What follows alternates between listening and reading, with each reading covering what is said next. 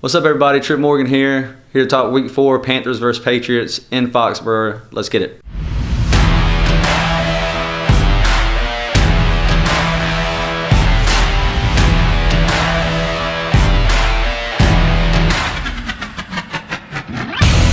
The Panthers travel to Foxboro this week to take on the league's #1 offense and the second straight future Hall of Fame quarterback in a row. The Panthers defense still holds the #1 spot in the league, allowing 251 yards per game, but that's up from Week 2 from 196.5. Despite a tough outing against Drew Brees, the Panthers passing defense is still ranked 3rd in the league, allowing 162 yards per game through the air. They'll have their work cut out for them against Tom Brady, whose league-leading offense is averaging 440 yards per game. 340 of those yards are coming through the air. Both of those are #1 in the NFL. Defending the run won't get any easier this week either for the Panthers, as New England also is averaging 100 yards per game. The Panthers defense is built around stopping the run first and making a team one-dimensional. They messed it up last week, but they have to get back to it this week. You cannot let Tom Brady and Drew Brees type quarterbacks have a play-action game in their arsenal. One more thing the Panthers defense will focus on is creating turnovers. Weeks 2 and 3 were the first time since 2014's weeks 3 and 4 that the Panthers have not had a turnover in back-to-back weeks. They have to get that going, especially on the road against a caliber quarterback such as Tom Brady. Now let's talk about a struggling offense led by Cam Newton. We already hit on the Panthers struggling against the Saints' last place ranked defense in Week 3. This week, the Patriots now have the last ranked defense. The Panthers' offense has to get it going.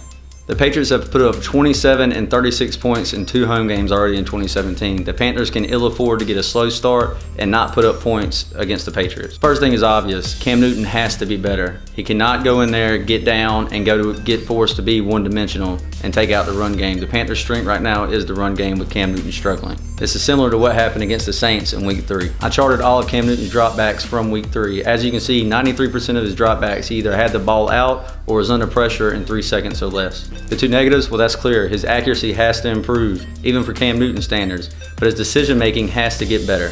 View these 2 plays where Cam Newton had a wide-open Russell Shepard crossing right in front of him on a 3rd down. He could have easily picked up the first downs, but instead, Cam Newton went elsewhere, forcing a pass and caused 2 interceptions out of his 3 total interceptions. We saw Mike Shula break out the triple option against the Saints in Week 3. I especially loved how Mike Shula had Jonathan Stewart as the pitch man. When he pitched the ball out to Jonathan Stewart, he picked up 17 yards on the 1st down. Cam scored a touchdown on the triple option, and CMC also picked up a 3rd and short 1st down off the triple option. All 3 of these plays, Cam read the read man beautifully on the defensive side. This is something the Panthers should incorporate more going forward, especially against the Patriots defense on the road. Now let's talk about some key matchups for Week 4. MacLeod versus Trey Flowers. I called out Cameron Jordan versus MacLeod last week in Week 3's matchup with the Saints. That showed, and it's for obvious reasons, this may be a regular thing going forward in my key matchups personally. MacLeod has been terrible, and if it continues, it's going to be a key part in the Panthers offense not moving. Matchup number 2. Cam Newton versus himself. Cam Newton is his own worst enemy. It's no secret. I think everybody knows this. He needs to come out hot and get going early. And to do so, I think the Panthers need to incorporate him in the run game and get that run game going early to stack the box with defenders who are already going to be there, but more importantly, open a play-action pass for Cam Newton going forward. Matchup number 3, the Panthers defense versus Tom Brady. This should be no surprise either, but last week the Panthers only got 1 sack against Drew Brees, and they're going to have to up the pressure against a guy like Tom Brady. But you're going to have to be careful as far as sending actual blitzers against Tom Brady. He's known for getting the ball out quick already, and he will find the open man. And last but not least in this matchup with the defense, we have to stop the run. If Tom Brady gets the run game going on his offense, it's a wrap for the Panthers. They won't be able to keep up on the road in Foxboro. Final prediction time. I didn't do a final prediction last week, and I'm glad I did because I'd have been way off. But for this week, I have the Patriots winning 27-17 over the Panthers. I think the Panthers defense does bounce back this week, and they put up a solid performance and effort. But on the road in Foxboro against Tom Brady and the league's #1 offense, I feel like it's just going to be too much going on at once. The Panthers really just need to avoid a blowout in this situation for, if anything else, just for morale. They have a couple of tough matchups coming forward against Detroit on the road, at home on a short week against Philadelphia.